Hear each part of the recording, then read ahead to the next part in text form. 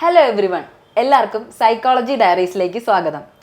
അപ്പോൾ എന്നും ഈ ഒരു ഇൻട്രോ പറയാറ് നമ്മുടെ അമീന മാം ആണ്. ഇന്ന് ഞാനാണ് മാമിന് പകരം ആ ഒരു ഇൻട്രോ പറഞ്ഞിരിക്കുന്നത്. അപ്പോൾ ഞാൻ മാമിൻ്റെ ഭയങ്കര ഒരു ഫാനാണ്. ഞാൻ വജൈനസ്നെസ്സിനെ പറ്റിയിട്ടൊക്കെ മനസ്സിലാക്കുന്നത് മാമിൻ്റെ വീഡിയോ കാണാൻ തുടങ്ങിയതിന് ശേഷമാണ്. അപ്പോൾ റീസെൻ്റ് ആയിട്ട് മാമിൻ്റെ ഒരു വീഡിയോ ഭയങ്കര വൈറലായിട്ടുണ്ട്. എനിക്ക് തോന്നുന്നു 3 ദിവസം കൊണ്ടൊക്കെ 1 million ഒക്കെ കഴിഞ്ഞില്ലേ. അപ്പോൾ അതിന് കുറെ യൂട്യൂബേഴ്സ് ഒക്കെ എടുത്തിട്ട് അലക്കി എന്നൊക്കെ വേണമെങ്കിൽ പറയാം. അപ്പോൾ കുറെ പേര് അങ്ങനെ റിയാക്ട് ചെയ്തിട്ടൊക്കെ ഉണ്ടായിരുന്നു.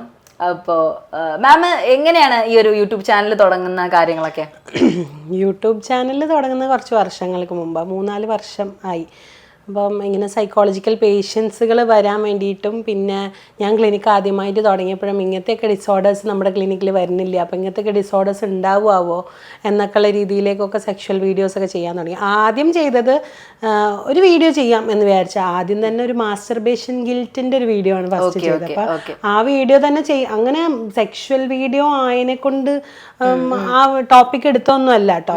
അന്ന് എൻ്റെ അനിയത്തി എൻ്റെ അടുത്ത് പറഞ്ഞ്, പിന്നെ താത്തൊരു വീഡിയോ ചെയ്യേ, അപ്പോൾ കുറേ ആൾക്കാർക്ക് ഈ അസുഖത്തിനെ പറ്റി അവയർനെസ് ആവും. അപ്പോൾ എനിക്ക് 2 അനിയത്തിമാർ, അവരെന്നെക്കാളും 9 വയസ്സിന് 7 വയസ്സിന് ഉള്ളത്. അപ്പോൾ അവരിപ്പോഴത്തെ ഒരു യൂത്ത് പോലത്തെ, ഇപ്പോൾ ഇവർ പറഞ്ഞു ഇപ്പോൾ ഫുള്ള് ട്രെൻഡ് സോഷ്യൽ മീഡിയയിലാണ്, മര്യാദക്ക് ഫേസ്ബുക്ക് ഒന്നും പോലും യൂസ് ചെയ്യാത്ത ഒരാളായിരുന്നു ഞാൻ. അപ്പം അങ്ങനെ ചെയ്യാമെന്ന് വിചാരിച്ച ഒരു വീഡിയോ അങ്ങനെ ചെയ്തു. ആ വീഡിയോ ഒന്നും ആരും കണ്ടില്ല. ആ വീഡിയോ വെറും 1000 വ്യൂവേഴ്സും ഒക്കെ ആയിട്ട് അങ്ങനെ നിന്നു. പിന്നെ കുറച്ച് കഴിഞ്ഞപ്പോൾ ഇങ്ങനെ കുറേ വീഡിയോസ് ഇട്ട് ഒരു ആഴ്ചക്കൊരു വീഡിയോ വീതം ഒരു 44 വീഡിയോ ഒക്കെ ആയ സമയത്ത് ഇങ്ങനെ ഒരു ബുദ്ധിമാന്ദ്യം കൊണ്ട് കല്യാണം കഴിച്ച് പറ്റിച്ചൊരു വീഡിയോ, അതായത് മന്ദബുദ്ധി എന്നൊക്കെ നമ്മൾ പറയില്ല, അങ്ങനെ പറയാൻ പാടില്ല ഇപ്പം.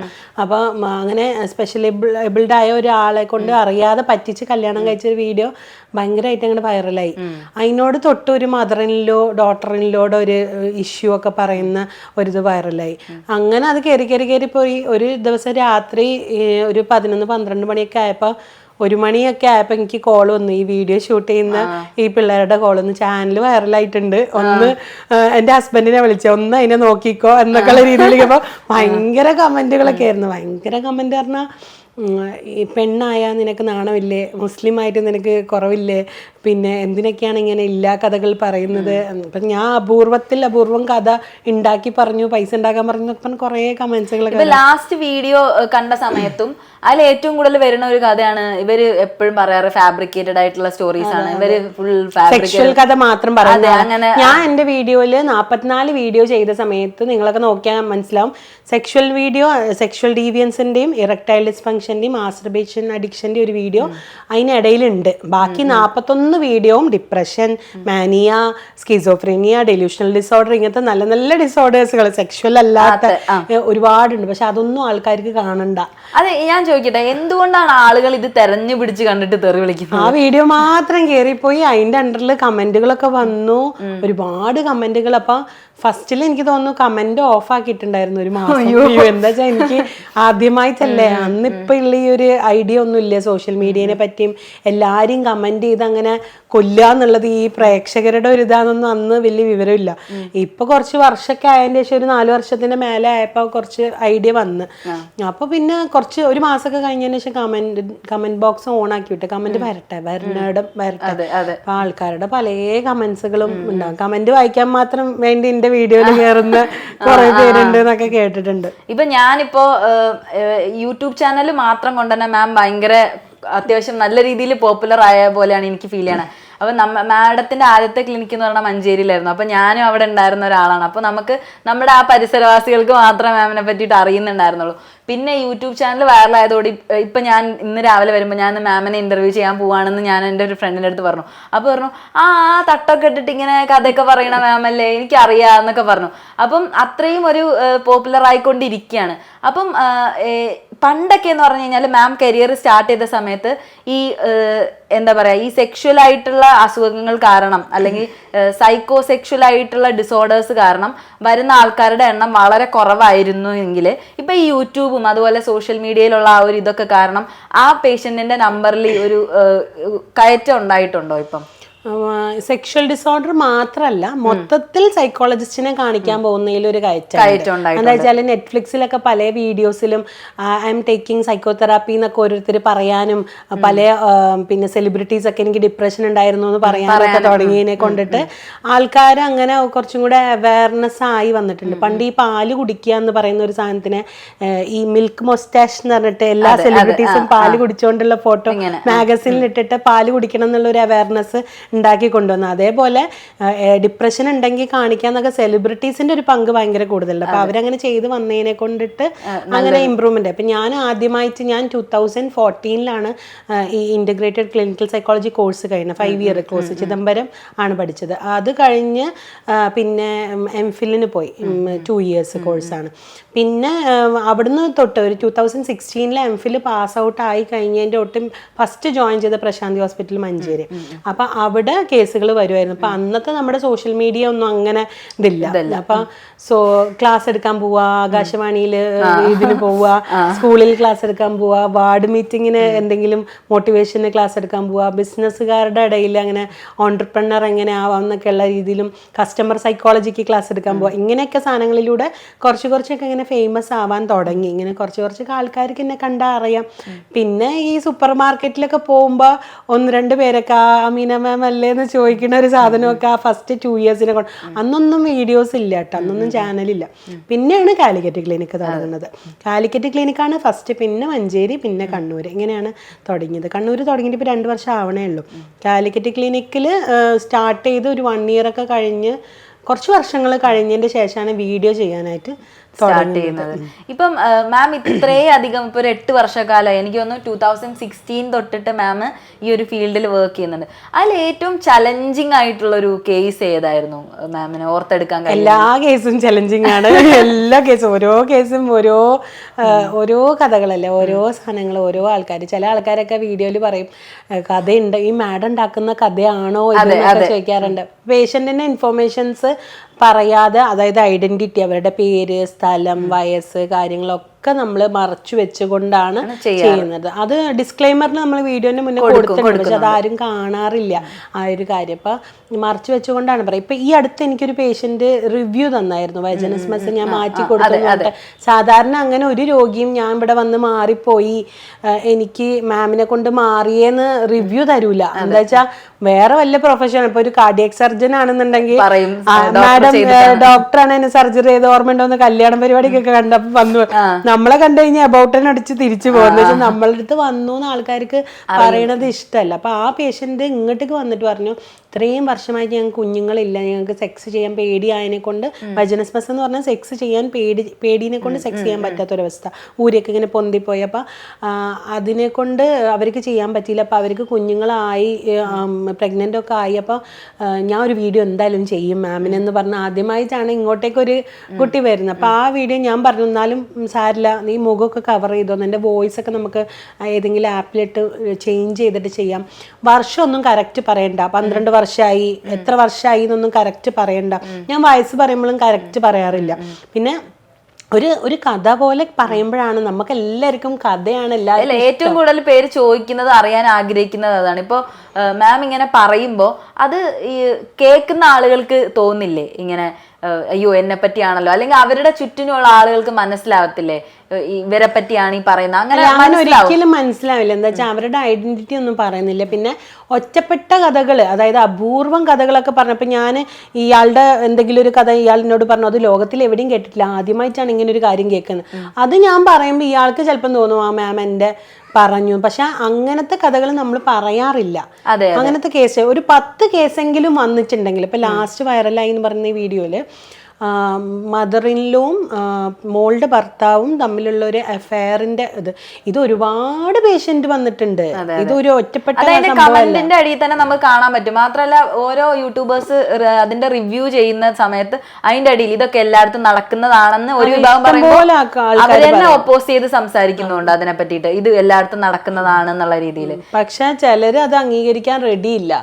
ചിലര് ആദ്യമായിട്ട് ഇത് കേൾക്കുന്നില്ല. ഞാൻ ആ വീഡിയോ ചെയ്ത് ഇപ്പൊ ലാസ്റ്റ് വീഡിയോ ഞാൻ എൻ്റെ ഡെലിവറി ഒക്കെ കഴിഞ്ഞ് ഇപ്പോൾ 2 ഇയേഴ്സ് ഒക്കെ ചാനൽ നല്ലോണം കയറിക്കൊണ്ടിരിക്കുമ്പോൾ പ്രഗ്നൻ്റ് ആയി, അങ്ങനെ കുറച്ച് ഗ്യാപ്പൊക്കെ വന്നതിന് ശേഷം കഴിഞ്ഞ ഒരു വർഷമായിട്ട് ഒരു വീഡിയോയും അങ്ങനെ അധികം വ്യൂസും കാര്യങ്ങളും പിന്നെ മോണിറ്റൈസേഷൻ ഒന്നും വന്നിട്ടില്ല. അപ്പൊ അതിന് ശേഷം ഇപ്പൊ ഈ ഒരു വീഡിയോ ചെയ്തപ്പോൾ ഒരു 1 വീക്കും കൊണ്ട് തന്നെ 2 മില്യന്റെ മുകളിലേക്കൊക്കെ ആയ. അങ്ങനെ പള്ളി കമ്മിറ്റിയിൽ നിന്ന് പിന്നെ മധ്യസ്ഥന്മാരൊക്കെ ഉണ്ടാവില്ലേ, ഈ ബിസിനസ് ചർച്ചകളൊക്കെ എല്ലാ വീട്ടിലെ പ്രശ്നങ്ങളൊക്കെ തീർക്കുന്ന ടൈപ്പ് അങ്ങനത്തെ ആൾക്കാര്, പിന്നെ അങ്ങനത്തെ ഒക്കെ ഓരോ മെന്റേഴ്സ് വക്കീലന്മാരൊക്കെ എന്നെ വിളിച്ചു ചോദിച്ചു, മാഡം ആ പറഞ്ഞത് കാര്യമാണോ, ഉള്ള കഥയാണോ, ഇത് ആരാന്നൊക്കെ. അപ്പം ഞാൻ പറഞ്ഞു ആരാന്നൊന്നും എനിക്ക് പറയാനായിട്ട് പറ്റില്ല. എന്തായാലും ആ ആൾക്ക് പോലും ഞാൻ ഈ സ്റ്റോറി പറയുമ്പോൾ എൻ്റെ മനസ്സിൽ ഒരാളുടെ പിക്ചർ വരും, അല്ലെങ്കിൽ 1, 2, 3 ആളുടെ പിക്ചർ വരും. ആ ആൾക്ക് പോലും ഒരിക്കലും എൻ്റെ സ്റ്റോറിയാണ് പറയണതെന്ന് മനസ്സിലാവാത്ത തരത്തിൽ അതിൽ നിന്ന് ഇൻഫോർമേഷൻസ് ഹൈഡ് ചെയ്ത് വെച്ച്, അവരുടെ ഐഡന്റിറ്റിക്കൽ ഇൻഫോർമേഷൻസ് ഹൈഡ് ചെയ്ത് വെച്ചുകൊണ്ടാണ് കോൺസെൻട്രേറ്റ് ചെയ്യുന്നത്. ഇപ്പോ ഒരു കഥ പറയുമ്പോ നമ്മൾ കുറച്ചൊരു മോടി പിടിപ്പിക്കുന്ന കാര്യങ്ങൾ ഒഴിച്ച്, അതായത് നമ്മൾ ബേസിക്സ് ആണെങ്കിൽ ഇപ്പൊ ഒരിടത്തൊരു രാജാവ് ഉണ്ടായിരുന്നു എന്ന് പറഞ്ഞ് നമ്മൾ തുടങ്ങുന്ന പോലെ ഒരു ഇൻട്രൊഡക്ഷൻ ഇല്ലാണ്ട് ചീഫ് കംപ്ലൈൻസ് മാത്രം ഒരു സിംറ്റംസ് മാത്രം പറഞ്ഞു പോകുമ്പോൾ ആരും ആ വീഡിയോ കാണൂല. അപ്പൊ ഓഡിയൻസിലേക്ക് ഡെലിവർ ചെയ്യാൻ ഉദ്ദേശിക്കുന്നത് അതിന്റെ ട്രീറ്റ്മെന്റ് എങ്ങനെ ചെയ്തു, ഇപ്പം അതായത് എന്റെ ഉദ്ദേശം എങ്ങനെ ഒരു വീഡിയോ തുടങ്ങുമ്പോൾ എന്റെ ഉദ്ദേശം ജനങ്ങൾക്ക് ഇതിനെ പറ്റി അറിയാത്ത, നമ്മുടെ കരിക്കുലത്തിലൊന്നും സൈക്കോളജിക്കൽ അസുഖത്തിനെ പറ്റി ഒരു ഡിപ്രഷൻ വന്നാൽ ആരെ കാണണമെന്നോ അല്ലെങ്കിൽ ഒരു സെക്ഷൽ എഡ്യൂക്കേഷൻ പ്രീ മാരേജിന് മുന്നേ ഉള്ളൊരു ക്ലാസ് ഇതൊന്നും ഇല്ല. അപ്പൊ അതിനെ കൊണ്ട് കുറേ ഇഷ്യൂസുകൾ വരുന്നുണ്ട്. അപ്പൊ ഇങ്ങനെ എഡ്യൂക്കേഷണൽ പർപ്പസിന് വേണ്ടി ഒരു വീഡിയോ ചെയ്യാം എന്നുള്ള ഒരു രീതിയിലേക്കാണ് എൻ്റെ ഒരു ഫോക്കസ് പോയത്. പക്ഷെ ആ വീഡിയോനെ ചില ആൾക്കാർ കമൻ്റ് ആയിട്ടും ഡ്രസ്സിന് കമൻ്റ് ആയിട്ടും അപ്പം ഞാൻ മാക്സിമം ശ്രമിക്കും, എന്നാലും ഒരു എൻ്റർടൈൻമെൻറ്റ് ആവാതെ എഡ്യൂക്കേഷണൽ പർപ്പസ് ആവണം എന്ന് എൻ്റെ മനസ്സിലുണ്ടായിരുന്നു. അപ്പോൾ ഈ ഒരു വീഡിയോ വൈറലായപ്പോഴും ഒരുപാട് കമൻസുകൾ വന്നിട്ടുണ്ടെങ്കിലും ഈ പറഞ്ഞ പ്രമാണിമാരും കുറേ പൊളിറ്റിക്കൽ ആൾക്കാരും പള്ളി കമ്മിറ്റിയിൽ നിന്നും മഹല്ല് കമ്മിറ്റിയിൽ നിന്നൊക്കെ എൻ്റെ അടുത്ത് വിളിച്ചിട്ട് പറഞ്ഞു, ഞങ്ങളെ സ്ഥലത്തേക്ക് ഇത്രയും പേര് റിപ്പോർട്ട് ചെയ്തു, മാമിൻ്റെ വീഡിയോ കണ്ടതിന് ശേഷം 8 പിള്ളേരെങ്ങാണ്ട് ആ ഏരിയയിൽ ഇതേപോലെ എനിക്ക് എൻ്റെ ഫാദറിൽ നിന്നുണ്ടായി, മോശം കാക്കയിൽ നിന്നുണ്ടായി എന്നൊക്കെ പറഞ്ഞ് റിപ്പോർട്ട് ചെയ്തു എന്നൊക്കെ പറഞ്ഞപ്പോൾ ഈ കമൻ്റൊക്കെ അങ്ങോട്ട് എൻ്റെ മനസ്സിൽ നിന്ന് മാഞ്ഞു പോയി കംപ്ലീറ്റ്. എന്താ വെച്ചാൽ ഞാൻ അങ്ങനെ എന്തെങ്കിലും ചെയ്യണം എന്ന് വിചാരിച്ച് ചെയ്ത ഒരു ദൗത്യം പൂർത്തിയായല്ലോ എന്നുള്ള രീതി. ആദ്യമായിട്ട് വീഡിയോ ചെയ്ത സമയത്തിൽ ഇപ്പം ഞാൻ മാത്രമൊന്നുമല്ല, സൈക്കോളജിസ്റ്റുകൾ ഒരുപാട് പേര് കേസ് ഡയറികൾ പറയുന്നവരുണ്ട്. പക്ഷെ ഞാൻ ആദ്യമായിട്ട് ഞാൻ കേസ് ഡയറീസ് ഒക്കെ ചെയ്യുന്ന സമയത്ത് നമ്മൾ സൈക്കോളജി അസോസിയേഷൻ്റെ ഗ്രൂപ്പ് ഉണ്ട്, നമുക്ക് വാട്സപ്പ് ഗ്രൂപ്പ്, അതിലേക്ക് ഫസ്റ്റ് വീഡിയോ ചെയ്ത സമയത്ത് തന്നെ ഞാൻ അതിലേക്കാണ് ആദ്യമായിട്ട് ഞാൻ പോസ്റ്റ് ചെയ്തത്. എന്നിട്ട് ഞാൻ വീഡിയോ ഇങ്ങനെ ഒരു ചാനൽ തുടങ്ങിയിട്ടുണ്ട്, എല്ലാവരും സപ്പോർട്ട് ചെയ്യണം എന്നൊക്കെ പറഞ്ഞ്.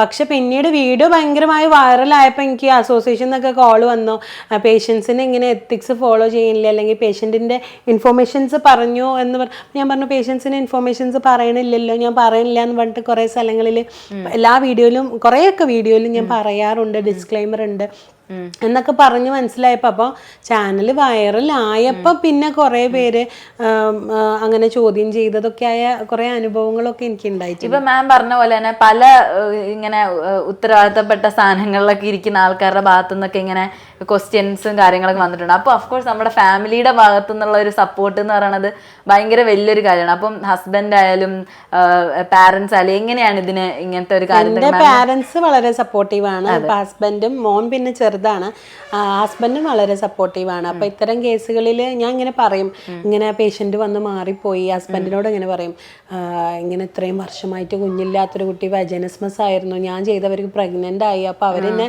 ദൈവത്തിനെ കാണുന്ന പോലെയൊക്കെ ചില സമയത്ത് ഒരു ഇൻസിഡൻറ്റ് ഉണ്ടായി. ഞാൻ ആദ്യമായിട്ട്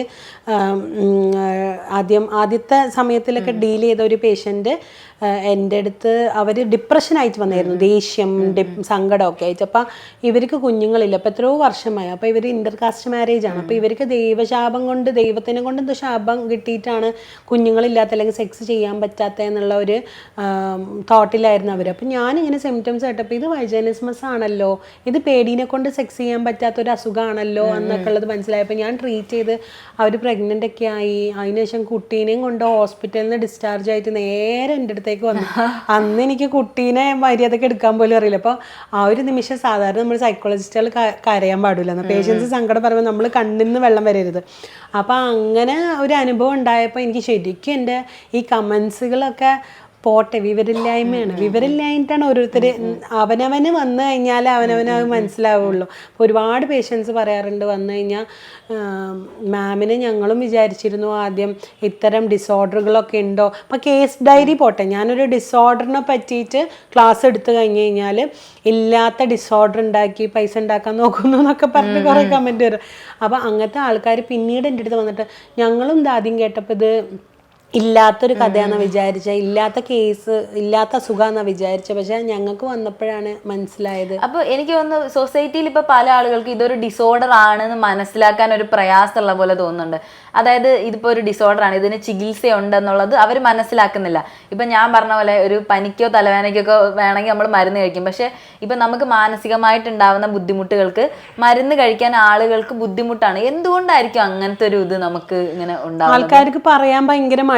എനിക്കിങ്ങനെ ഒരു സാധനം ഉണ്ടായി, എനിക്കിങ്ങനെ ഒരു സൈക്കോളജിക്കൽ കണ്ടീഷൻസ് ഉണ്ടായി എന്നൊക്കെ ആൾക്കാർക്ക് പറയാൻ ഭയങ്കര മടിയാണ്. ഇപ്പം ഞാൻ അവിടെ പോയി ട്രീറ്റ്മെന്റ് ചെയ്തു പിന്നെ ഞാൻ ഹോമോസെക്ഷൽ ആണ് എന്നൊക്കെ പറയാൻ ഇപ്പോൾ ഒരുപാട് കേസുകൾ ഈ മലബാർ ഏരിയയിൽ കാലിക്കറ്റും കണ്ണൂരും മഞ്ചേരിയും നമ്മളുടെ ക്ലിനിക്കിലൊക്കെ എത്ര ഹോമോസെക്ഷലായ ആൾക്കാർ വരുന്നുണ്ട് അറിയോ. പെൺകുട്ടികളും ആൺകുട്ടികളും ഒക്കെ ലെസ്ബിയൻ ഗേ ഒക്കെ ആയിട്ടൊക്കെയുള്ള. അപ്പം ഇവരുടെ പാരൻസിനൊക്കെ ഇത് കേൾക്കുമ്പോൾ ഇതൊന്നും എങ്ങാണ്ടോ അമേരിക്കയിലുള്ള ഏതോ അസുഖമാണ്, നമ്മുടെ ഇടയിലൊന്നും ഇല്ല, അല്ലെങ്കിൽ ഇപ്പം പുതിയതായി കണ്ടുപിടിച്ച എന്തോ സാധനമാണ് ഈ ഹോമോസെക്ഷാലിറ്റി. ഒന്നുമില്ല, ഹോമോസെക്ഷാലിറ്റിക്ക് പണ്ടും ഉണ്ട്. അതൊന്നും ശരിക്കും അതൊരു കണ്ടീഷൻ ആണോ അതൊരു ഡിസോർഡർ ആണോ? അത് ഹോമോസെക്ഷാലിറ്റിന്ന് നമുക്കിപ്പോൾ ബയോളജിക്കലിയെ നമ്മളതിന് പറയാൻ പാടുള്ളൂ. നമ്മൾ കൺവേർഷൻ തെറാപ്പീസ് ഇപ്പോൾ ചെയ്യാൻ പാടില്ല. അയാളെ നിർബന്ധിച്ച് നമ്മൾ അതിന് മാറ്റണം എന്നുള്ള, അതായത് എനിക്ക് ഞാൻ സ്ത്രീനേക്കാളും കൂടുതൽ ഞാനൊരു പുരുഷനായിരിക്കണതാണ് ഇഷ്ടം എന്നുള്ള, നമുക്ക് എല്ലാവർക്കും ഹോർമോൺസ് ഉണ്ടല്ലോ. നമ്മൾ ഫീമെയിൽ ഹോർമോണും മെയിൽ ഹോർമോണും എല്ലാവരുടെ ബോഡിയിലും ഉണ്ട്. അപ്പം നമ്മുടെ ശിവന്റെ മിത്തോളജിയിൽ വരെ നമ്മൾ അർദ്ധനാരീശ്വരനാണെന്നൊക്കെ പറയുന്ന കുറെ ആങ്ഷ്യൻസ് ആണ്. അപ്പം ഒരു അർദ്ധനാരീശ്വരൻ എന്ന് പറഞ്ഞാൽ പെണ്ണിന്റെ ആണിന്റെയും രണ്ട്. അപ്പം നമുക്ക് എക്സ് ക്രോമസോമും ഉണ്ട്, വൈ ക്രോമസോമും ഉണ്ട്. അപ്പം ജനറ്റിക്സിലും നമുക്ക് ആണിന്റെയും പെണ്ണിന്റെയും മാസ്കുലിൻ ആൻഡ് ഫിമൈൻ പവറുകൾ ഉണ്ട്, നമ്മുടെ ഹോർമോണുകളും ഉണ്ട്. അപ്പം നമുക്ക് ഏതിലോട്ടെങ്കിലും കൂടുതൽ ചായ്വ് ഉണ്ടാവുന്നതിനെ കൊണ്ട് ഹോർമോണലായിട്ട് അങ്ങനെയാണെന്നാണ് ഇപ്പോഴത്തെ കണ്ടുപിടുത്തം ഉള്ളത്. ഇപ്പൊ അവരോട് സംസാരിച്ചിട്ട് അവർക്കിപ്പോ മാറണമെന്ന് ആഗ്രഹം ഉണ്ടെങ്കിൽ നമ്മൾ കൺവേർഷൻ തെറാപ്പി ചെയ്യും. അവർക്ക് മാറണം എന്ന് ആഗ്രഹം ഉണ്ടെങ്കിലും ഇപ്പം നമ്മൾ കൺവേർഷൻ തെറാപ്പി ചെയ്യാനായിട്ട് പാടില്ല. നമ്മൾ അവരെ കൺവേർട്ട് ചെയ്ത് കൊടുക്കാൻ പാടില്ല. ഇവരുടെ പാരന്റ്സ് ആണോ നിർബന്ധിച്ച്? പാരന്റ്സ് നിർബന്ധിച്ച് കൊണ്ടുവരും. വന്നു കഴിഞ്ഞ് കഴിഞ്ഞാൽ നമ്മൾ സൈക്കോ എഡ്യൂക്കേറ്റ് ചെയ്ത് കൗൺസിലിംഗ് ഒക്കെ ചെയ്യും. അതായത് പാരന്റ്സിനും പേഷ്യന്റിനും, അതായത് ഇങ്ങനെയൊക്കെയാണ്, ഇത് ഇങ്ങനെയാണ്, ഇങ്ങനെ പോയാൽ നിനക്ക് ഭാവിയിൽ ഒരുപാട് പ്രശ്നങ്ങൾ വരാം, അതിനൊക്കെ എങ്ങനെ നേരിടണം, അല്ലെങ്കിൽ നീ വേറെ ഏതെങ്കിലും രാജ്യത്തിലേക്ക് മൈഗ്രേറ്റ് ചെയ്ത് പോയിട്ട് ആരും അറിയാണ്ട് അങ്ങനെ വേണമെങ്കിൽ ജീവിച്ചോ. ഇവിടെ എന്തായാലും അങ്ങനെ ഒരു ഫീമെയിലിന് പാർട്ട്ണറായിട്ട് നിൽക്കണമെങ്കിൽ നാട്ടുകാരൊക്കെ അറിയും. അപ്പൊ അങ്ങനെ ഒരു പ്രത്യേകിച്ച് മുസ്ലിം ഫാമിലിയിലൊക്കെ ഒരുപാട് ആൾക്കാർ, ഇപ്പൊ മലപ്പുറം നമ്മുടെ മഞ്ചേരി ക്ലിനിക്കിലൊക്കെ ഒരുപാട് കേസുകൾ വരുന്നത്. എനിക്ക് തോന്നുന്നു കാലിക്കറ്റിനേക്കാളും കൂടുതൽ മലപ്പുറത്ത് പെൺകുട്ടികൾ മുസ്ലിം ഫീമെയിൽസിലൊക്കെ ഒരുപാട് ഹോമോസെക്ഷലൊക്കെ വന്നിട്ടുണ്ട്. ഞാൻ കണ്ട കേസ് പറയാണ്. അപ്പോൾ ഇതൊന്നും എവിടെ ഇല്ലാത്ത സാധനങ്ങളൊന്നും അല്ല. വെജനസ്മസ് ആയിക്കോട്ടെ, ഹോമോസെക്ഷാലിറ്റി ആയിക്കോട്ടെ, സെക്ഷൽ ഡീവിയൻസുകൾ ആയിക്കോട്ടെ, പീഡോഫൈലുകൾ, സ്വന്തം അച്ഛൻ തന്നെ മകളെ മൊളസ്റ്റ് ചെയ്ത കേസുകൾ, ഉസ്താദുമാര് അല്ലെങ്കിൽ മതപരമായ പണ്ഡിതന്മാർ, പള്ളിയിലച്ചന്മാർ മൊളസ്റ്റ് ചെയ്തിട്ടുള്ള ഞാൻ ഒരു മതത്തിനെ ഇതാക്കി പറയില്ല, പക്ഷെ ഇങ്ങനത്തെ മതകർമ്മങ്ങൾ ചെയ്യുന്ന ആൾക്കാർ വരും. അപ്പോൾ സൈക്കോപാത്ത് എന്ന് പറഞ്ഞു കഴിഞ്ഞാൽ ഇതേപോലത്തെ ക്രിമിനൽസ് എന്ന് പറഞ്ഞു കഴിഞ്ഞാൽ അവർ സൈക്കോളജിസ്റ്റും ആവാം. അതായത് സൈക്കോളജിസ്റ്റ് അതിനെ കൊണ്ട് അയാൾ മൊളസ്റ്റ് ചെയ്യില്ല എന്ന് നമുക്ക് പറയാൻ പറ്റില്ല. എത്രയും സൈക്കോളജിസ്റ്റും ക്ലിനിക്കൽ സൈക്കോളജിസ്റ്റും പോക്സോ കേസിലൊക്കെ പെട്ടിട്ടുള്ള ആൾക്കാരുണ്ട്. അതായത് ഡിസ്പൈറ്റ് ഓഫ് ദി പ്രൊഫഷൻ അവർ പിന്നെ വക്കീലായിക്കോട്ടെ, സൈക്കോളജിസ്റ്റ് ആയിക്കോട്ടെ, ഗൈനക്കോളജിസ്റ്റ് ആയിക്കോട്ടെ, സൈക്യാട്രിസ്റ്റ് ആയിക്കോട്ടെ, ആരും ആയിക്കോട്ടെ, അയാൾക്കൊരു മൊളസ്റ്ററോ ഒരു റേപ്പ് ചെയ്യുന്ന ഒരാളോ ആവാം.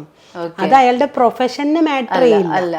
അപ്പം പ്രൊഫഷൻ എന്തും ആയിക്കോട്ടെ, മതപണ്ഡിതനായിക്കോട്ടെ, അയാളിൽ ഉള്ളിലൊരു സൈക്കോപാത്ത് ഉണ്ടെങ്കിൽ അയാൾക്ക് ആന്റി സോഷ്യൽ ഇതേപോലെ മൊളസ്റ്റിങ് ചെയ്യാം. അതേപോലെ പല രീതിയിലേക്കുള്ള കാര്യങ്ങളിലേക്കും അറിയാണ്ട് ബ്രദറും സിസ്റ്ററും തമ്മിൽ ചെറുപ്പത്തിലും വലുതായിട്ടും ഉണ്ടായി പോയിട്ടുള്ള സെക്ഷൽ പ്രാക്ടീസിനെ കൊണ്ട് സങ്കടമായ ഒരുപാട് കേസുകൾ, ഇങ്ങനെയൊക്കെ ഒരുപാട് കേസുകൾ ഉണ്ടാവാറുണ്ട്. അപ്പൊ ഇങ്ങനത്തെ കാര്യങ്ങളൊക്കെ ഡീൽ ചെയ്യുമ്പോൾ ഇപ്പൊ ഞാനൊക്കെ ആണെങ്കിൽ എൻ്റെ ഫ്രണ്ട്സിനൊക്കെ ഓരോ ആങ്സൈറ്റി, ഓരോ ഇഷ്യൂസ് ഒക്കെ വരുമ്പോൾ നമ്മൾ സങ്കടം പറയുമല്ലോ. അപ്പൊ സങ്കടം കേൾക്കുമ്പോൾ തന്നെ എനിക്ക് ഭയങ്കര ഇതാ. അപ്പോൾ മാം ഇങ്ങനത്തെ ഒരു ഫീൽഡിൽ നിന്നിട്ട് ഇത്രയധികം കേസുകൾ ഡെയിലി കേൾക്കുമ്പോൾ അതെങ്ങനെയാണ് അതൊരു ഫാമിലി അല്ലെങ്കിൽ ഇപ്പം വീടിനകത്തേക്ക് കയറി, ഇപ്പം ഓഫീസിലേക്ക് വന്നു കഴിഞ്ഞ് കഴിഞ്ഞാൽ സൈക്കോളജിസ്റ്റ്, വീട്ടിലേക്ക് കയറിയാൽ അമ്മ, ഭാര്യ, അങ്ങനത്തെ റോളുകളൊക്കെ എങ്ങനെയാണ് ഒരു അതിർവരമ്പ് നിർവചിച്ചിട്ട് നമ്മളിവിടെ 10 to 5 ഡ്യൂട്ടി ടൈം എങ്കിൽ 10 to 5 മാത്രമേ ഞാൻ സൈക്കോളജിസ്റ്റ് ഉള്ളൂ. അതിനുശേഷം നമ്മൾ ആ സാധനം അത് അങ്ങനെ ആ ഒരു ക്യാബിനിൽ ഇരുന്ന് അങ്ങനെ ചെയ്യുമ്പോൾ മാത്രമേ അത് എനിക്ക് ആ ഒരു എന്താ പറയാ നമ്മൾ ഈ തൃക്കണ്ണ് തുറക്കുള്ളൂ എന്ന് പറഞ്ഞ പോലെ അന്നേരം മാത്രമേ നമ്മൾ അങ്ങനെ ആയിട്ട് നമ്മൾ പെരുമാറുള്ളൂ. അതർ ദാൻ ദാറ്റ് നമ്മൾ വീട്ടിലിരിക്കുമ്പോൾ നമ്മൾ ശരിക്കും പച്ചയായ ഹ്യൂമൻ ബീങ് ആണ്. നമ്മൾ അവിടെ സൈക്കോളജിസ്റ്റ് ആയിട്ട് ആക്ട് ചെയ്യാറില്ല. അപ്പം ഫാമിലി വേറെ, പ്രൊഫഷൻ വേറെ. പിന്നെ ഓരോ പ്രൊഫഷനിലും ഇപ്പം ഇന്നൊരു 2-3 പേഷ്യൻറ്റിൻ്റെ ഭയങ്കര സങ്കടപ്പെട്ട കഥ കേട്ട് കഴിഞ്ഞാൽ നമ്മൾ വറീഡ് ആവും. പക്ഷെ നമ്മൾ സൈക്കോളജിസ്റ്റുമാർക്ക് അതിന് ട്രെയിനിങ് ഉണ്ടാവും, എങ്ങനെ നമ്മുടെ മൈൻഡ് റെഡിയാക്കാം എന്നുള്ള രീതിയിലേക്ക്. പിന്നെ യാത്രകൾ പിന്നെ യാത്രകൾ പോവും. പിന്നെ ചില പേഷ്യൻറ്റുകൾ ഇപ്പം ഇന്നിപ്പോൾ ഞാൻ ഒരു 5 പേഷ്യൻറ്റിനെ കണ്ടിട്ടുണ്ടെങ്കിൽ ഇന്ന് 2 ക്ലൈൻറ്റ് ഇങ്ങനെ സങ്കടം പറഞ്ഞിട്ടുണ്ടെങ്കിൽ 3 ക്ലൈൻറ്റിന് മാറ്റം വന്ന് തുടങ്ങിയിട്ടുണ്ടാവും. അപ്പം കഴിഞ്ഞ ആഴ്ച തുടങ്ങിയ കേസുകളിലൊക്കെ ഇപ്പോൾ ഓരോ സെഷൻസ് ഒക്കെ ആയിട്ട് ഓരോ ആഴ്ചക്ക് വരുന്ന കേസുകളൊക്കെ ഉണ്ടാവില്ലേ. അപ്പൊ മാറ്റം വരുമ്പോൾ ഒരു ത്രില്ലാണ്. അതാണ് സൈക്കോളജിസ്റ്റിന്റെ പാഷൻ. നമ്മള് ചില സിനിമാ നടന്മാര് പറയാറുണ്ട് വീട്ടിൽ വന്നു കഴിഞ്ഞാൽ ആ സിനിമ തീരുന്നവർ ആ ഒരു കഥാപാത്രമായിട്ട് ജീവിക്കാന്ന്. അപ്പൊ ഇതൊക്കെ എങ്ങനെയാണ് ഇൻഫ്ലുവൻസ് ചെയ്യുന്നതെന്ന്, നിങ്ങളെ ഇപ്പൊ ഫാമിലി ലൈഫിൽ ഇൻഫ്ലുവൻസ് ചെയ്യുന്നത്? ചില പേഷ്യൻസിന്റെ സങ്കടങ്ങളൊക്കെ കേട്ട് കഴിഞ്ഞാൽ അത് കുറെ ദിവസം ഇങ്ങനെ മനസ്സിൽ ഇങ്ങനെ കിടന്നിങ്ങനെ ഒരു ബുദ്ധിമുട്ട് തോന്നും. വളരെ റയർലി, ചിലപ്പം മാത്രം. അതായത് നമ്മൾ വീട്ടിലേക്ക് കൊണ്ടുപോകുമ്പോൾ ആ ഓർമ്മകളൊക്കെ അവിടെ തന്നെ ഡെസ്കിലിട്ട് പോകും എന്നുള്ള പോലെ. അത് ശീലമായി. അത് നമ്മൾ ഇന്റേൺസ് ഒക്കെ വന്നു കഴിഞ്ഞാൽ, ട്രെയിനീസ് ഒക്കെ വന്നു കഴിഞ്ഞാൽ അവരെ നമ്മൾ പഠിപ്പിക്കും അങ്ങനെ ഓർക്കരുത്. നമ്മുടെ പേഴ്സണൽ ലൈഫിൽ നമ്മൾ പേഷ്യന്റിനെ പറ്റി ഓർക്കാണ്ടിരിക്കാനായി സ്പെഷ്യൽ ട്രെയിനിങ് നമ്മൾ കൊടുക്കും. Okay okay. അപ്പൊ ഇനിഷ്യൽ ഫേസിലൊക്കെ മാമിന് ഇങ്ങനത്തെ ഒരു ബുദ്ധിമുട്ട് ഉണ്ടായിട്ടുണ്ടോ? അപ്പൊ ക്ലയൻസിനെ ഒക്കെ കണ്ടു കഴിഞ്ഞതിന് ശേഷം വീട്ടിൽ പോകുമ്പോ ഫസ്റ്റ് സ്റ്റാർട്ടിങ്ങിൽ ഉണ്ടാവും. പിന്നെ നമ്മൾ ട്രെയിൻഡ് ആവും, നമുക്ക് അറിയാനായിട്ട് പറ്റും. ഇതേപോലെ വന്നിട്ടുണ്ടെങ്കിൽ അത് നമ്മൾ വീട്ടിലേക്ക് കൊണ്ടുപോകരുത് ആ ഓർമ്മകളൊക്കെ എന്നുള്ള രീതിയിലേക്ക് ആവും. പിന്നെ എനിക്ക് ചോദിക്കാനുള്ള ഒരു കാര്യം എന്ന് വെച്ചാൽ ഇപ്പം ഒട്ടുമിക്ക യൂട്യൂബേഴ്സും എല്ലാം തുടങ്ങുന്ന, ഞാനും തുടങ്ങി വരുന്നേ ഉള്ളൂ.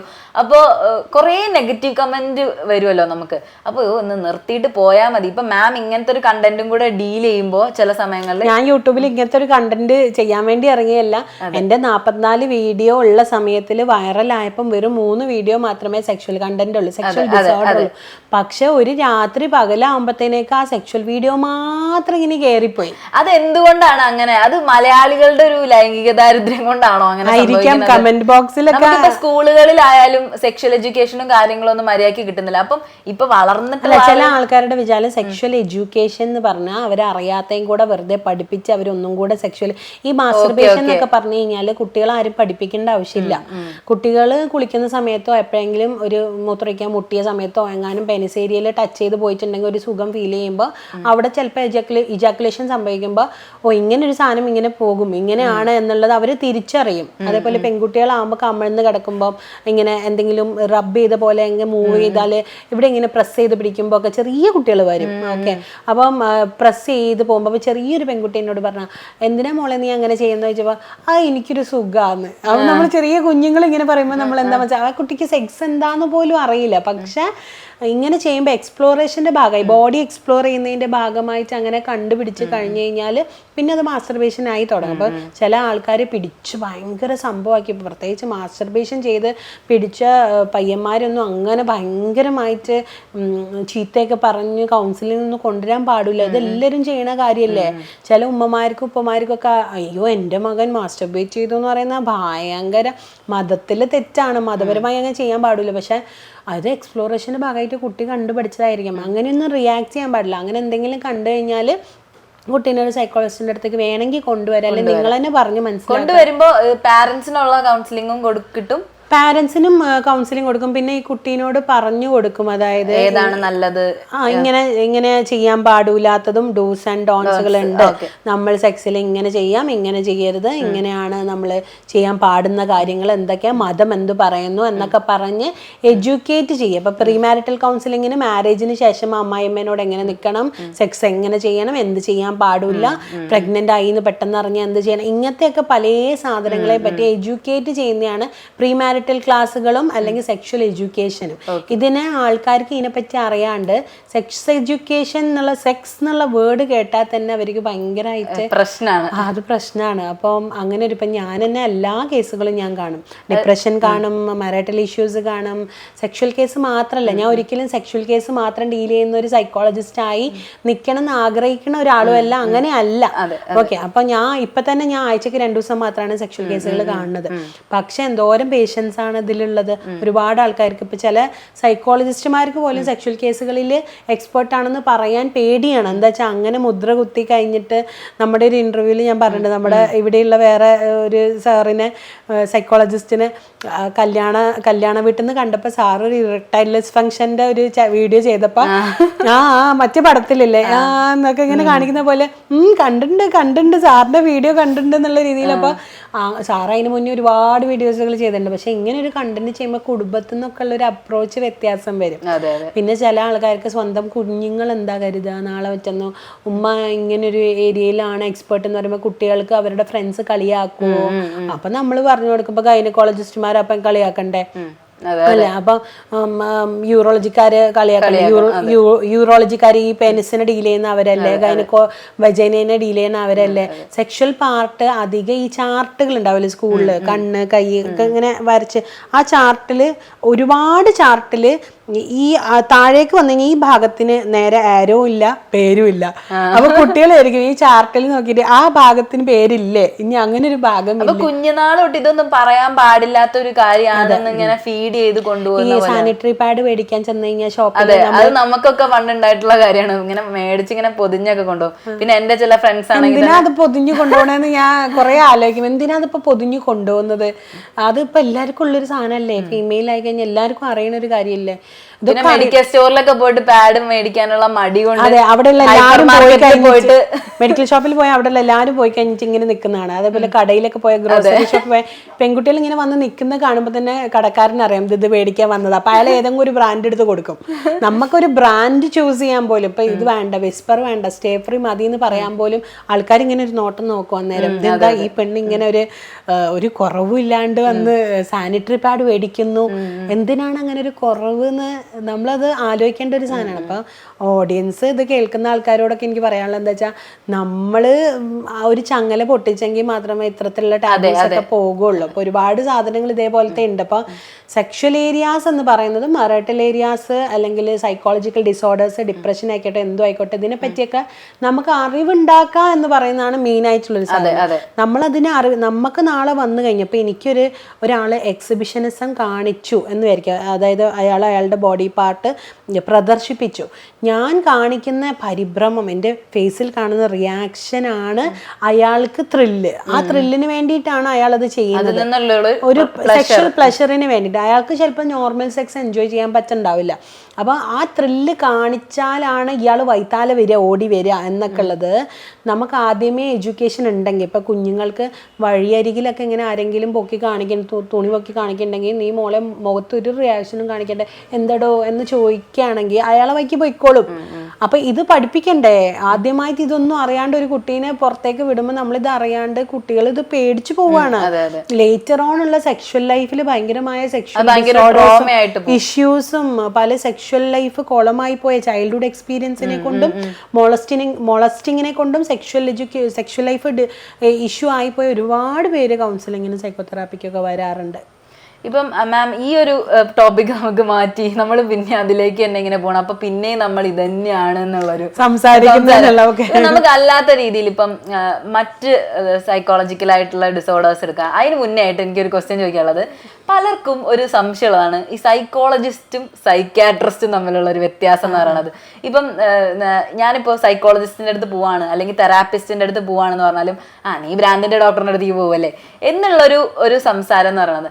അപ്പോൾ എന്താണ് മാം ഒന്ന് എക്സ്പ്ലെയിൻ ചെയ്യൂ, എങ്ങനെയാണ് ഈ സൈക്കോളജിസ്റ്റ് എന്ന് പറഞ്ഞു കഴിഞ്ഞാല് ഈ മെഡിസിൻ എഴുതിയും കൊണ്ട് അവര് ട്രീറ്റ് ചെയ്യണത് മെഡിസിനെ കൊണ്ടാണ്. പിന്നെ ചില സൈക്കാട്രിസ്റ്റുകൾ കുറച്ചു നേരം സംസാരിക്കും ഒക്കെ ചെയ്യും.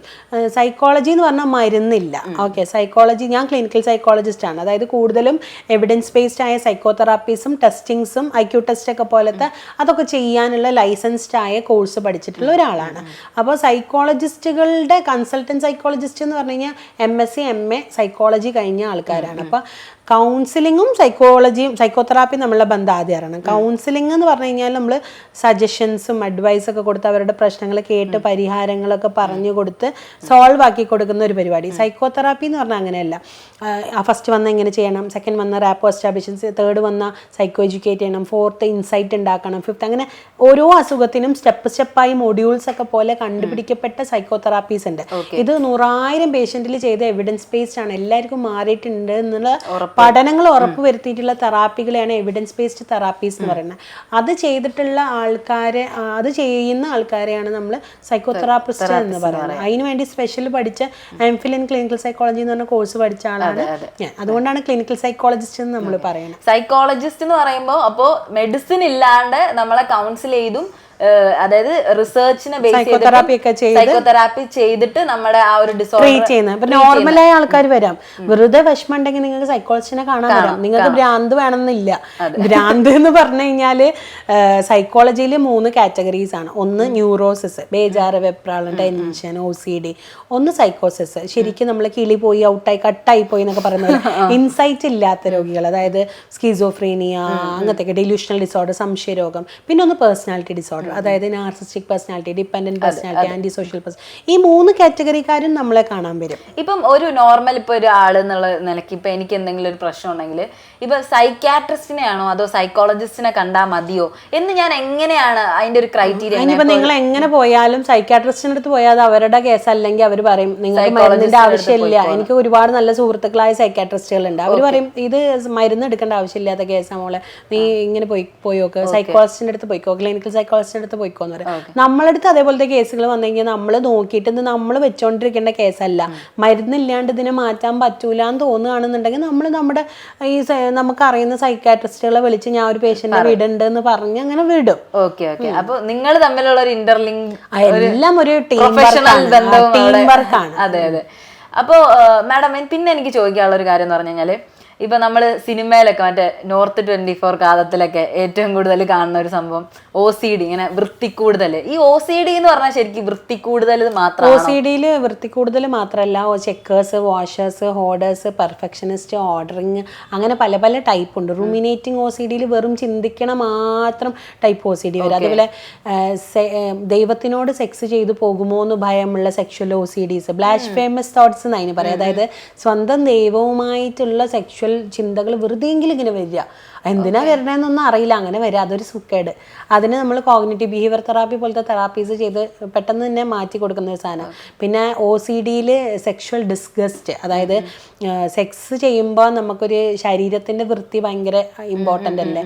അപ്പോൾ സെക്ഷൽ പാർട്സുകളൊക്കെ വൃത്തിയാക്കി കൊണ്ട് നടക്കുക, നല്ല ഫ്രാഗ്രൻസ് ഉണ്ടാക്കുക, അവിടുന്ന് സ്മെല്ലൊക്കെ ഒരുമാതിരിപ്പെട്ട മണമൊക്കെ വന്നാൽ ഭയങ്കര ഇഷ്യൂ ആണ്. അപ്പോൾ അങ്ങനെയൊക്കെയുള്ള കാര്യങ്ങളിൽ ശ്രദ്ധിക്കാണ്ടോ, അല്ലെങ്കിൽ അങ്ങനെയുള്ള അറുപ്പുകൾ ഇല്ലെങ്കിൽ, അതായത് വൃത്തി ഉണ്ടായിട്ടും ചിലർക്ക് ഭയങ്കര അറുപ്പാണ്, അതാണ് ഡിസ്കസ്റ്റ് എന്നുള്ള പേര് അറുപ്പ്. അപ്പം കിസ് ചെയ്യാൻ പോലും ഭയങ്കര അറുപ്പായിട്ട് വായനാറ്റം വരുമോ, അങ്ങനത്തെയൊക്കെ സ്വന്തം പേടി, നിങ്ങൾക്കും പേടി, വായ നാറുന്നുണ്ടോന്ന് എനിക്കുള്ള പേടി, അല്ലെങ്കിൽ എൻ്റെ വായ നാറിയതിനെ കൊണ്ട് എൻ്റെ ഭാര്യ എനിക്ക് സെക്സ് ചെയ്യാൻ സമ്മതിക്കുന്നില്ല, ഇങ്ങനെയൊക്കെയുള്ള ഒരുപാട് സാധനങ്ങളാണ് OCDയിൽ സെക്ഷൽ സാധനങ്ങൾ എന്ന് പറയുന്നത്. ഇപ്പം ഞാൻ ചോദിക്കട്ടെ, ഒരു പേഷ്യന്റിന് ഇപ്പൊ വൃത്തി എന്ന് പറഞ്ഞു കഴിഞ്ഞാൽ ഇപ്പൊ നമ്മുടെ വീട്ടിലെ അമ്മമാർക്കും എല്ലാവർക്കും ഉള്ള ഒരു കേസാണ് വൃത്തി എന്ന് പറഞ്ഞാൽ. അപ്പൊ ഇത് OCDയിലേക്ക് പോകുന്നുണ്ടോ എന്ന് നമുക്ക് എങ്ങനെ മനസ്സിലാക്കാൻ പറ്റുക? നമ്മളെ ലൈഫിൽ അത് എങ്ങനെ, നമ്മുടെ എന്ത് സുഖമായാലും, ഇപ്പൊ ഡിപ്രഷൻ ആയാലും എന്ത് സുഖമായാലും നമ്മുടെ ദൈനംദിന ജീവിതത്തിന് അത് ബാധിക്കുന്നുണ്ടെങ്കിൽ അത് സിംറ്റം മാറി ഡിസോർഡറായി. ഇപ്പൊ എൻ്റെ ചെക്കിങ് ബിഹേവിയർ, ഡോർ ലോക്ക് ആക്കിയിട്ടുണ്ടോ ചെക്ക് ചെയ്ത്, മോട്ടോർ ഓഫ് ആക്കിയിട്ടുണ്ടോ ചെക്ക് ചെയ്ത്, ആ ചെക്കിങ് ബിഹേവിയർ എനിക്ക് കുഴപ്പമില്ല, എനിക്ക് അതിനെ കൊണ്ട് വലിയ ചെക്കിംഗ് ഒന്നുമില്ല, ചെറിയ 1-2 പ്രാവശ്യം ചെക്ക് ചെയ്യും, അത്ര പ്രശ്നമില്ല. പക്ഷെ ഇത് ഡിസോർഡറായി മാറിപ്പോകുന്ന എപ്പോഴാണ് നമുക്കറിയില്ല. അപ്പം നമുക്കൊരു വലിയൊരു ഫംഗ്ഷൻ ഉണ്ടായിട്ട് അതിന് പോലും നമ്മൾ ലേറ്റായി പോവുകയാണ് ചെക്ക് ചെയ്തുകൊണ്ട് എന്നൊക്കെ പറയുമ്പോൾ ഇത് അത് നമ്മുടെ ഡെയിലി ലൈഫിലുള്ള ആക്ടിവിറ്റീസിനെ ഇന്റർഫിയർ ചെയ്യാൻ തുടങ്ങുമ്പോഴാണ് അതൊരു OCD എന്നുള്ള രീതിയിൽ. എന്തായാലും OCD അല്ല, എന്ത് ഡിസോർഡർ ആയാലും, ഇപ്പൊ പേഴ്സണാലിറ്റി ഡിസോർഡർ, പേഴ്സണാലിറ്റി ഇഷ്യൂസിനെ കൊണ്ട് പ്രശ്നങ്ങൾ ഉണ്ടെങ്കിൽ അതിനെ പേഴ്സണാലിറ്റി ഡിസോർഡർ എന്ന് നമ്മൾ പറയും. ഇപ്പോൾ നമുക്ക് വീണ്ടും മാമിന്റെ യൂട്യൂബിലേക്കും വീഡിയോ കാര്യങ്ങളിലേക്കും ഒക്കെ വരാം. ഇപ്പോൾ ഒത്തിരി ഇതുപോലത്തെ നെഗറ്റീവ് കമന്റ്സ് വരുമ്പോ മാമിന് അയ്യോ എനിക്ക് വേണ്ടത് നിർത്തി പോയാ മതിയായിരുന്നു എന്ന് തോന്നിയിട്ടുള്ള ഏതെങ്കിലും ഒരു സാഹചര്യം ആദ്യം ഫസ്റ്റിൽ വൈറലായപ്പം അങ്ങനെയൊക്കെ പേടി പോലെയൊക്കെ അയ്യോ ഇതെന്താ ഇങ്ങനെ എനിക്ക് തീരെ അങ്ങനെ ഞാൻ ഫേമസ് ആവാനൊന്നും അത്ര ഇഷ്ടമില്ലാത്ത ഒരാളായിരുന്നു ഞാൻ ഈ സെലിബ്രിറ്റി എന്നൊന്നും പറഞ്ഞ് എനിക്ക് ഇഷ്ടമല്ല നമുക്ക് എവിടെയും പോകാൻ പറ്റൂല ആൾക്കാർ നമ്മളെ ഐഡന്റിഫൈ ചെയ്യാന്നൊക്കെ പറയുന്ന പോലത്തെ അപ്പോൾ അങ്ങനെയൊക്കെ ഉള്ളൊരിത് മാറിയിട്ട് ഇങ്ങനെ ഫസ്റ്റിൽ ഭയങ്കര പേടിയൊക്കെ ഉണ്ടായിരുന്നു ഇപ്പം അങ്ങനെയില്ല ഇപ്പം കമൻറ്റ് ബോക്സിൽ ഇപ്പോൾ ഇന്നാളൊരിക്കൽ എൻ്റെ അടുത്തൊരു ക്ലൈൻറ്റ് വന്നിട്ട് പറഞ്ഞു ഒരു 2-3 ഇയേഴ്സ് ബാക്കാണ് ഫസ്റ്റിൽ തന്നെ ഒരു കാര്യം പറയാം മാം എൻ്റെ വീഡിയോ എവിടെയും പോസ്റ്റ് ചെയ്യരുത് ഞാൻ ഫസ്റ്റിൽ തന്നെ അപ്പം ഞാൻ പറഞ്ഞു ഞാൻ ആരുടെയും വീഡിയോ പറയാറില്ല എന്ന് പറഞ്ഞ് ഞാൻ പറഞ്ഞ് മനസ്സിലാക്കി കൊടുത്തു അല്ല അങ്ങനെയല്ല മാം പോസ്റ്റ് ചെയ്യാറില്ല എന്ന് എനിക്കറിയാം എന്നാലും എനിക്ക് കുറച്ചൊരു OCD ഉണ്ട് അതിനെ കൊണ്ടായിരുന്നു ഒരു OCD പേഷ്യൻ്റ് ആയിരുന്നു അത് അപ്പോൾ അങ്ങനത്തെ ഒക്കെ അനുഭവങ്ങളുണ്ട് ഇപ്പം കമൻസിനെ ഒന്നും അങ്ങനെ കാര്യമായിട്ട് എടുക്കാറില്ല ആൾക്കാരുടെ വിവരക്കേട് മാത്രം വിവരമില്ലായ്മ മാത്രം ഞാൻ ഒരു കമൻറ്റിനും ഞാൻ സത്യം പറഞ്ഞാൽ അതിൽ മൊത്തം കമൻറ്റ് വായിച്ചിട്ട് പോലും ഇല്ല മൊത്തം കമന്റ്സ് ഞാൻ കാണാറില്ല ഒരുപാട് പേര് ക്ലിനിക്കിലേക്ക് ന്യൂഡ് ഫോട്ടോസ് പെനിസിന്റെ ഫോട്ടോസ് ഇവിടെ മസാജ് ഉണ്ടോ 1 മണിക്കൂറിന് അമീന മാമിന് എത്രയാണെന്ന് വരെ ചോദിച്ചിട്ടുള്ള കേസുകൾ നമ്മുടെ ക്ലിനിക്കിലെ എല്ലാ സൈക്കോളജിസ്റ്റുമാരെയും പറ്റി റോങ് ആയിട്ട് റിസപ്ഷനിസ്റ്റിനൊക്കെ അത്രയും ഭയങ്കര ഇമോഷണൽ ടോർച്ചറുകൾ ചില ഫോണൊന്നും യൂസ് ചെയ്യാൻ പറ്റാതെ വിളിച്ചുകൊണ്ടേയിരിക്കുക പാതിരാക്കൊക്കെ അങ്ങനെയൊക്കെ ഭയങ്കര സാധനങ്ങളുണ്ട് പക്ഷേ എഡ്യൂക്കേഷണൽ പർപ്പസിന് വേണ്ടിയിട്ടാണ് നമ്മൾ ഈ ചെയ്യുന്നതെന്നുള്ളൊരു ബോധം നമുക്ക് ഉണ്ടായതുകൊണ്ടും നമ്മൾ ഈ ഫീൽഡിൽ ഒരുപാട് പേർക്ക് മാറ്റങ്ങൾ ഉണ്ടാക്കി നല്ല നല്ല ചില പേഷ്യൻസ് ഒക്കെ മാറിക്കഴിഞ്ഞ് കഴിഞ്ഞ് മാമിനെ കൊണ്ട് അല്ലെങ്കിൽ നിങ്ങളുടെ ടീമിനെ കൊണ്ടാ ഞങ്ങൾ മാറിയെന്നൊക്കെ പറയുമ്പോൾ ഉണ്ടല്ലോ ഒരു ത്രില്ല് ആ ഒരു പാഷൻ ഉള്ള സൈക്കോളജിസ്റ്റുമാരാണ് നമ്മുടെ ടീമിലൊക്കെ ഉള്ളത് അപ്പം അതിനെ കൊണ്ട് വലിയ പ്രശ്നങ്ങളൊന്നും ഇല്ലാണ്ട് അങ്ങനെ പോകുന്നു. ഇപ്പൊ ഒരു ക്യൂരിയോസിറ്റിക്ക് ഒരു കാര്യം കൂടെ ചോദിച്ചോട്ടെ മാം, ഇപ്പൊ മാം ഇങ്ങനെ ഇത്തരത്തിലുള്ള വീഡിയോസ് ചെയ്യുമ്പോൾ എന്താ ഏതെങ്കിലും പേഷ്യൻസ് വിചാരിക്കുകയാണ്, മാമിന്റെ പ്രീവിയസ് ആയിട്ടുള്ള പേഷ്യൻസ് വിചാരിക്കുകയാണ് ഇത് എന്നെ പറ്റിയിട്ടാണ് ഈ വീഡിയോ എന്ന് പറഞ്ഞിട്ട് വന്നിട്ട് ഇത് ഡിലീറ്റ് ചെയ്യണം, ഇത് എന്നെ പറ്റിയിട്ടാണ് ഇതുവരെ ഉണ്ടായില്ല. എന്താന്ന് വെച്ച് കഴിഞ്ഞാൽ അങ്ങനെ അവർ വന്നിട്ടുണ്ടെങ്കിൽ തന്നെ അവർക്ക് എന്തോ സംശയരോഗമായിട്ടായിരിക്കും. എന്താന്ന് വെച്ചാൽ അവരുടെ സാധനങ്ങൾ ഒരിക്കലും അവർക്ക് മനസ്സിലാവാത്ത തരത്തിലേക്ക് ഒറ്റപ്പെട്ട കേസല്ലാതെ ഒരേ സിംറ്റംസ് ഒരു 10 കേസെങ്കിലും വന്നിട്ടുണ്ടെങ്കിൽ മാത്രമാണ് ഞാനത് ചെയ്യാറ്. അതിലെ എല്ലാ പിന്നെ വയസ്സ്, പിന്നെ പേര്, സ്ഥലം ഒന്നും സത്യമല്ല. ഞാൻ കുറേ സ്ഥലം വയസ്സും പേരൊന്നും ഞാൻ പിന്നെ എന്താ പറയുക പേരും സ്ഥലമൊന്നും ഞാൻ ഒരിക്കലും പറയാറില്ല. പിന്നെ ചിലപ്പം കേസ് ഡയറീസ് പറയുമ്പോൾ ഒരു 35-40 വയസ്സ് പ്രായമൊക്കെ ഉള്ള എന്നൊക്കെ പറയാം. എന്താ വെച്ചാൽ നമ്മളൊരു സ്റ്റോറി പറയുമ്പോൾ ആൾക്കാർക്ക് ഇഷ്ടപ്പെടണം. ഒരു നാട്ടിലൊരു രാജാവുണ്ട് എന്നൊക്കെ പറയുന്ന പോലെ ഫസ്റ്റ് നമ്മൾ അതും പിന്നെ സ്റ്റോറി ലൈൻ കഴിഞ്ഞ് കഴിഞ്ഞാൽ തന്നെ ഞാൻ മോറൽ പ്രിൻസിപ്പിൾസ് ഇങ്ങനത്തെ കേസ് വന്നാൽ എങ്ങനെയാണ് ചെയ്യുക, എങ്ങനെയാണ് സൈക്കോളജിസ്റ്റ് ട്രീറ്റ് ചെയ്യുക, എങ്ങനെയാണ് സൈക്യാട്രിസ്റ്റ് ട്രീറ്റ് ചെയ്യുക, എന്താണ് നിങ്ങൾ ചെയ്യേണ്ടതെന്നൊക്കെ ഒരു ഗുണപാഠവും സാധനങ്ങളും ഒക്കെ പറഞ്ഞു കൊടുക്കാറുണ്ട്. ഒരുപാട് പേര് എഫക്റ്റീവാണ് എന്നും പറയാറൊക്കെ ഉണ്ട്. ഞാൻ പ്രഗ്നൻ്റ് ആയ സമയത്ത് ഇപ്പോൾ മോന് 2 വയസ്സായി. അപ്പം മോന് ഞാൻ പ്രഗ്നൻ്റായി 1 വർഷത്തോളം എനിക്ക് വീഡിയോസ് ഒന്നും ചെയ്യാനായിട്ട് പറ്റിയിട്ടില്ല. എനിക്ക് ഭയങ്കര നോസിയും വൊമിറ്റിങ്ങും ലൈറ്റ് ഇഷ്യൂസും ഒക്കെ ഉണ്ടായിരുന്നു. അപ്പോൾ വീഡിയോസ് ഒന്നും ചെയ്യാൻ പറ്റാഞ്ഞപ്പോൾ ക്ലിനിക്കിലേക്ക് എന്തോരം കോളുകളാണ് വന്നേറിയോ, എന്താ വീഡിയോ ചെയ്യാത്ത ഈ ആഴ്ചയും വീഡിയോ വന്നില്ല എന്നൊക്കെ പറഞ്ഞിട്ട് 2-3 പേര് ഞങ്ങളുടെ റിസപ്ഷനിസ്റ്റ് ചേച്ചീനെ ഇട്ട് പൊരിച്ചിട്ടുണ്ട്, എന്താ വീഡിയോ വരാത്ത. അപ്പോൾ എല്ലാ ആഴ്ചയും കറക്റ്റ് എൻ്റെ വീഡിയോ ഇടുന്ന ഡേന് കാത്തു നിൽക്കുന്ന ആൾക്കാരൊക്കെ ഉണ്ടെന്ന് എനിക്ക് ശരിക്കും മനസ്സിലായപ്പം പിന്നെ ഞാൻ ശരിക്കും വീഡിയോ ശരിക്കും ചെയ്യാം എന്നുള്ള രീതിയിലേക്ക്. അപ്പൊ എത്രത്തോളം നെഗറ്റീവ് കമന്റ്സ് വരുന്നു അത്രത്തോളം ആൾക്കാർ സപ്പോർട്ട് ചെയ്യാനും ഉണ്ട് എന്നുള്ളതാണ്. അതെ, ഇപ്പൊ ചാനലില് ചില കമന്റ്സുകൾക്കൊക്കെ നമ്മളല്ലെങ്കിലും മറുപടി കൊടുക്കാറില്ല. എൻ്റെ എല്ലാ വീഡിയോസും കണ്ടാൽ അവർക്ക് അറിയാം. ഞാൻ ഡിസ്ക്ലൈമറിൽ എഴുതി വെച്ചിട്ടുണ്ട്, വീഡിയോ തുടങ്ങുന്നതിന് മുന്നേ കാണിക്കുന്നുണ്ട്. പേരും കാര്യങ്ങളും ഒന്നും ഞാൻ ആരുടെ ഐഡന്റിറ്റി പറയാറില്ല. സിംറ്റംസ് മാത്രമേ നിങ്ങൾ എടുക്കാൻ പാടുള്ളൂ, ഇത് എഡ്യൂക്കേഷണൽ പർപ്പസിന് വേണ്ടി ചെയ്യുന്നതാണെന്ന്. അപ്പോൾ കുറേ ആൾക്കാർ ഇപ്പം അത് മനസ്സിലാക്കിയിട്ട് കമന്റിൽ തന്നെ തിരിച്ചു മറുപടി. അപ്പം നിങ്ങൾക്ക് നാണമില്ലേ, നിങ്ങൾ അവർക്ക് മറുപടി ആയിട്ട് അവർ എന്നെ പറ്റി എന്തെങ്കിലും പറഞ്ഞിട്ടുണ്ടെങ്കിൽ അവർ തന്നെ തിരിച്ച് പറഞ്ഞ് നിങ്ങൾ അതിൽ എഡ്യൂക്കേഷൻ സാധനം എടുക്കും എന്നൊക്കെ പറഞ്ഞ് മറുപടി കൊടുക്കുന്നുണ്ട്. അത് കാണുമ്പോൾ തന്നെ നമുക്ക് മനസ്സിലാവും. അലിയുടെ ആദ്യം ചോദിച്ച ക്വസ്റ്റ്യൻ എന്താ വെച്ചാൽ ഇപ്പം ചിന്താഗതി മാറി വരുന്നുണ്ടോ എന്നുള്ള. അപ്പം ആൾക്കാരുടെ ചിന്താഗതികൾ മാറി വരുന്നുണ്ട്. അതിനൊരു വഴിയാവാൻ എനിക്ക് പറ്റി എന്നുള്ളതിൽ വളരെ സന്തോഷം. എനിക്ക് വളരെ സന്തോഷം മാമിന്റെ കൂടെ ഇത്രയും നല്ല നേരം. എനിക്കും ഒരു ലേണിംഗ് ആയിരുന്നു ഈ ഒരു ഇന്റർവ്യൂ എന്ന് പറയുന്നത്. എന്തായാലും അപ്പോൾ ആളുകളുടെ ഇത്തരത്തിലുള്ള ചിന്താഗതിയും കാര്യങ്ങളൊക്കെ മാറട്ടെ, എല്ലാവരും അവരവർക്ക് പറയാനുള്ള കാര്യങ്ങൾ ഓപ്പൺ അപ്പായിട്ട് സംസാരിക്കട്ടെ. അപ്പോൾ ഇത്രയും നല്ലൊരു ഫൺ ടൈം ആയിരുന്നു എനിക്ക്. എന്തായാലും ഇത്രയും നേരം സഹകരിച്ച മാമിന് ഇൻഫോർമേറ്റീവ് ആയ ഒരു ഇന്റർവ്യൂ ആവട്ടെ എന്ന് പ്രതീക്ഷിക്കുന്നു. ഓക്കെ, അപ്പൊ എല്ലാവർക്കും ഇതൊരു ഇൻഫോർമേറ്റീവ് ആയിട്ടുള്ള ഇന്റർവ്യൂ ആയിരുന്നു എന്ന് വിചാരിക്കുകയാണ്. അപ്പോൾ മറ്റൊരു വീഡിയോ ആയിട്ട് മാം പിന്നെയും ഉടനെ വരുന്നതായിരിക്കും, ഒരു കേസ് ഡയറി ആയിട്ട് വരുന്നതായിരിക്കും. അപ്പോൾ എല്ലാവരും take care, bye bye. Thank you.